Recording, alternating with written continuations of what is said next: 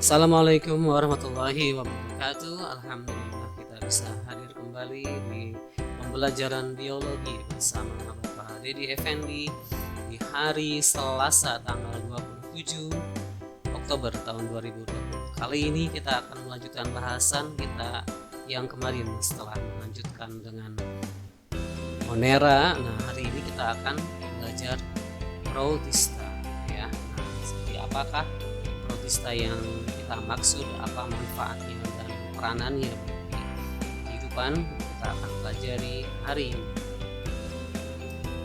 Oke, sebelumnya kita lihat dulu. Nah, di sini ya, di sini ada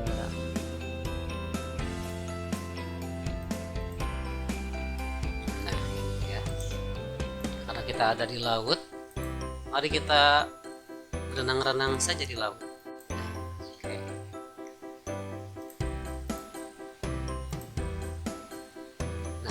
Judul kita kali ini adalah Protista, kehidupan dalam setetes air ya. Dalam surat Al-Anbiya ayat 30 difirmankan, A'udzubillahi minasyaitonirrajim. Awalam yaral ladzina kafaru annas samawati wal arda kanata ratqan fafataqnahuma waja'alna minal ma'i kulla syai'in hayyin afala yu'minun.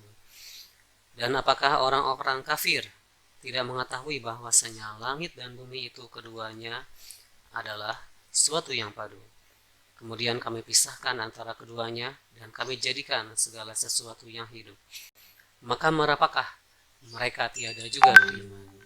Nah, ayat ini adalah dasar bagi kita sebagai orang muslim untuk mengetahui bahwa kehidupan itu semuanya dimulai dari air. Nah, karena protista pun sebetulnya ini adalah makhluk jutaan tahun yang lalu yang hadir di muka bumi ini untuk membentuk muka bumi ini sehingga bisa dihuni oleh manusia. Dalam tafsir As-Sa'di kita lihat bahwa fafataqnahuma ini berkaitan dengan sahab dan mator, yaitu antara awan dengan air. Nah, di sanalah proses permulaan terjadi kehidupan dari air ya. Karena kalau kita lihat di setetes air dengan ilmu pengetahuan saat ini, ternyata dalam setetes air saja di laboratorium kalau kita lihat sudah hadir berapa juta ya hanya dari setetes air yang nama-namanya pun kita mungkin tidak tahu. Nah, di sini kita akan mengetahui apa saja manfaatnya, kemudian apa saja bahaya yang ditimbulkan ya oleh makhluk hidup ini. Sekali lagi firman Allah dalam surat yang lain, Ali Imran, Rabbana ma khalaqta hadza batila. Sesungguhnya Tuhan kalian tidaklah menciptakan segala sesuatu yang di muka bumi ini batil, alias tidak ada manfaatnya. Pasti ada manfaat, kita bisa lihat ya. Baik, ada beberapa pertanyaan lagi yang mungkin sangat menggelitik bagi kita ya, dan banyak dilontarkan oleh diri kita maupun kejadian sehari-hari. Misalnya demam berdarah karena apa sih Pak? Kalau betul, memang betul kalau es krim bahan dasarnya dari protista. Mungkin baru ketahuan sekarang ya. Kemudian mengapa dasar kolam di taman berwarna hijau? Terus kenapa kalau tidak sikat gigi mulut kita bau ya? Lihat jawaban dari semua pertanyaan. Oke, nah kalau kita lihat di sini, sebelum kita mempelajari sesuatu, maka kita harus mengetahui dulu ya dari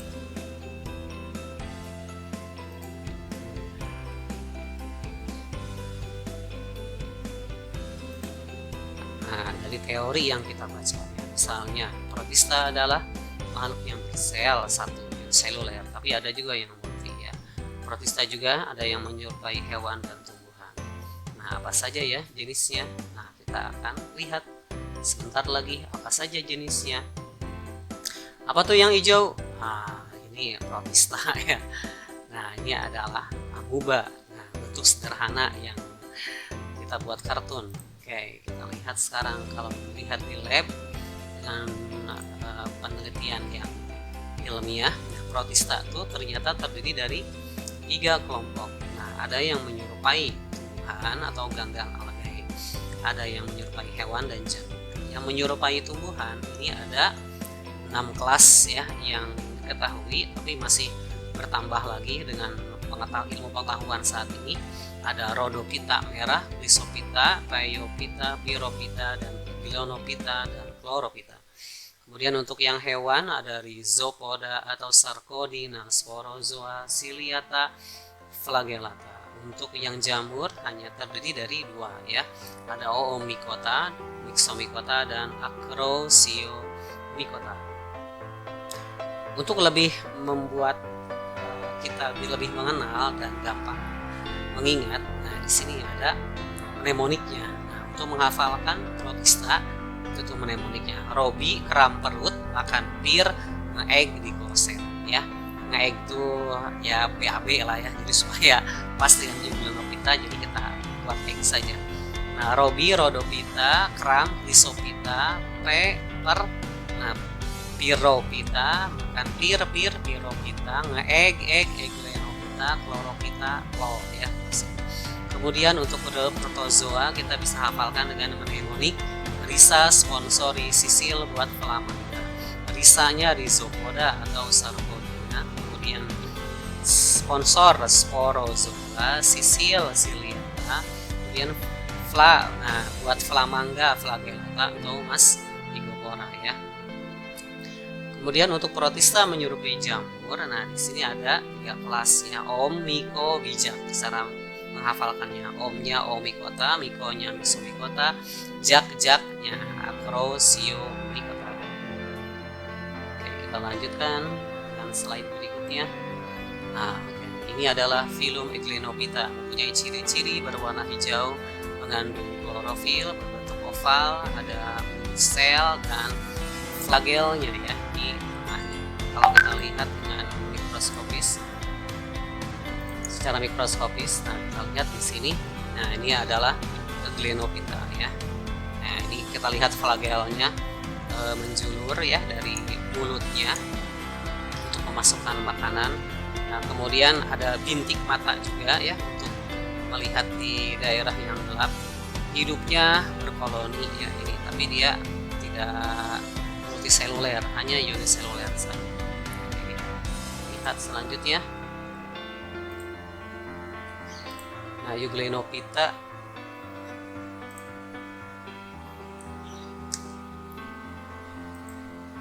nah, adapun cara perkembangbiakannya, nah ini dengan pembelahan biner ya.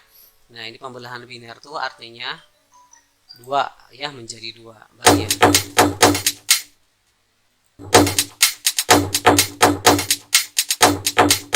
Pembelahan biner kita lihat pertama terdiri dari 2 sel, kemudian dia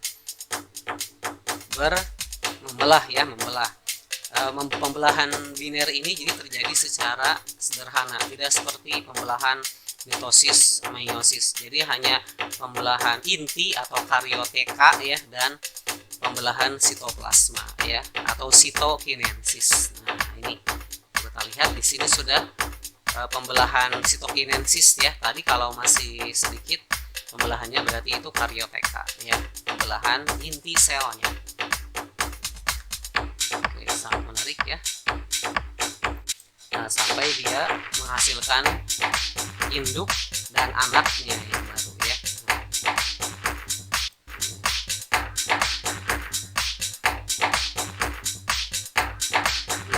Beberapa menit sampai akhirnya lepas ya. Butuh beberapa menit sebetulnya.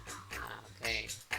Sampai akhirnya dia bisa menjadi individu yang baru. Oke, kita lanjutkan. Nah, motilitas Chlorophyta ya, salah satu contohnya yang kita kenal tadi algae. Nah, ini motilitasnya.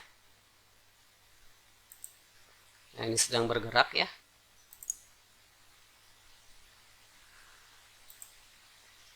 Oke, ini sedang bergerak. Nah, kita bisa lihat flagelnya menjulur menjulur kan ya untuk mencari makanan. Nah, kemudian badannya yang transparan bisa lebih kita teliti ya dalam-dalamnya tuh dengan adanya bintik mata dekat mulut, kemudian struktur kloroplas ya, yang bisa dia gunakan untuk membuat makanan sendiri ya, karena dia kan autotrof ya, jadi bisa membuat makanan sendiri.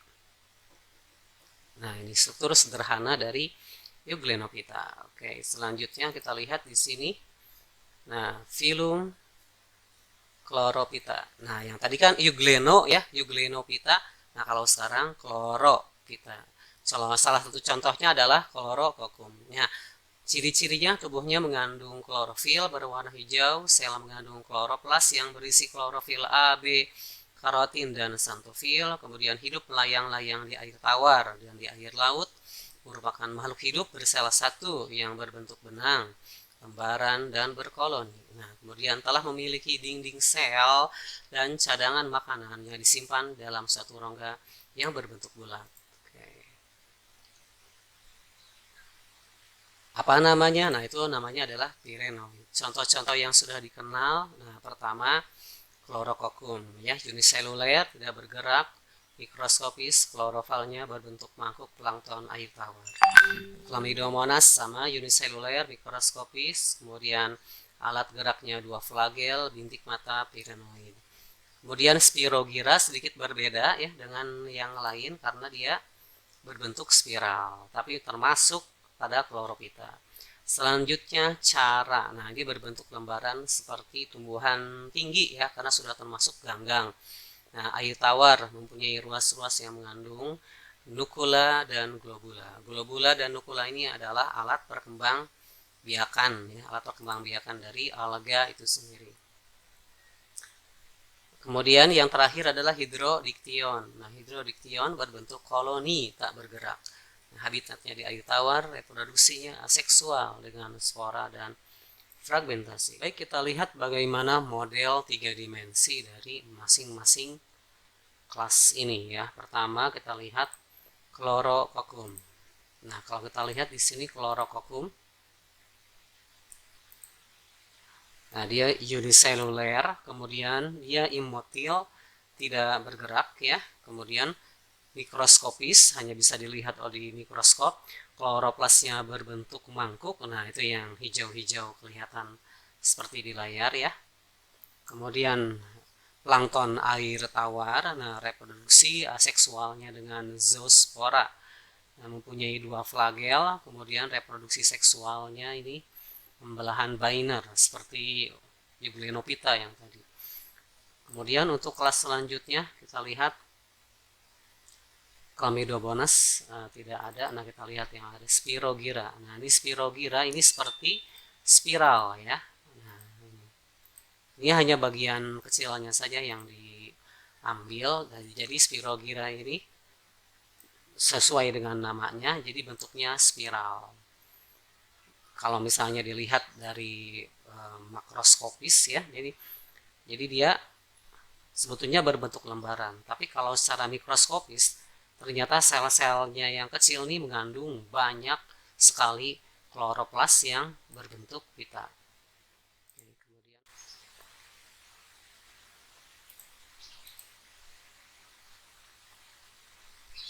Baik, selanjutnya kita akan melakukan praktikum virtual untuk mengetahui bagaimana cara mengamati makhluk-makhluk uniseluler ini. Kita lakukan praktikumnya. Nah, yang pertama kita ambil kapas untuk disemprot dengan spiritus yang digunakan untuk membersihkan preparat kaca ya, yang nanti akan inokulasikan ya dari sel-sel bakteri. Nah, supaya steril, kemudian dibiarkan menguap sebentar, ambil mikropipet, kemudian pasangkan ke ujung plastik pipet yang mikro. Nah, di sini kita ambil, nah dibakar dulu pembakar bunsen untuk mensterilkan tidak ada bakteri yang masuk. Kemudian dicelupkan, diambil sebagian, kemudian letakkan di atas preparat kaca ya. Nah, setelah itu kita ambil tutup preparatnya. Nah, di sini kita pakai jarum inokulasi untuk menahan supaya tidak langsung menempel. Nah, setelah itu kita amati di mikroskop. Nah, kelihatan ada benda-benda kecil yang sedang bergerak. Nah, itulah mikroorganisme yang kita inginkan. Setelah itu direndam di alkohol, di larutan sabun dan air untuk mensterilkan tidak ada bakteri yang berbahaya atau mikroorganisme lain yang lolos. Nah, seperti itulah praktikum dari pengamatan protista. Kemudian kalau kita lihat dari model 3 dimensi ya, model 3 dimensinya. Nah, dari Euglena dulu. Nah, kita lihat. Nah, ini Euglenophyta ya. Nah, di sini beberapa bagian yang telah diketahui. Nah, di sini pelikel, jadi seperti bungkusnya ya.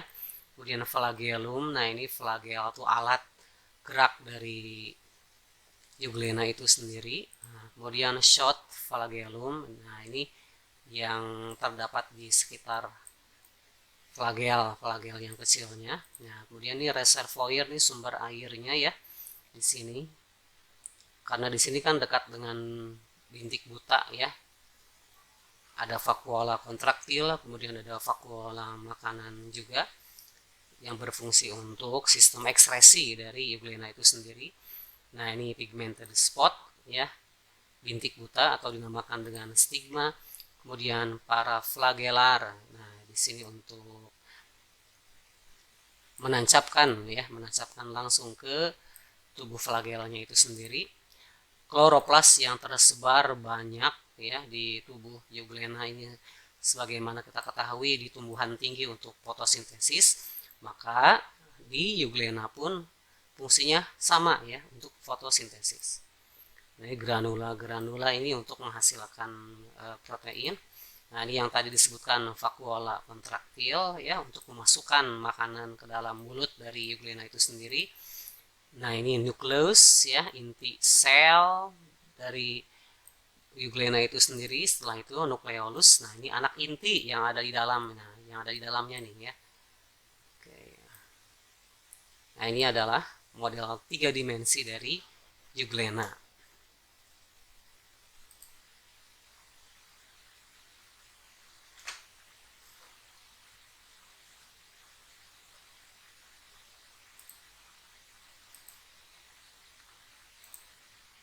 Baik, itu saja yang bisa Bapak sampaikan. Setelah ini kalian bisa berlatih dengan soal-soal yang telah Bapak siapkan di LMS Belajar Bareng.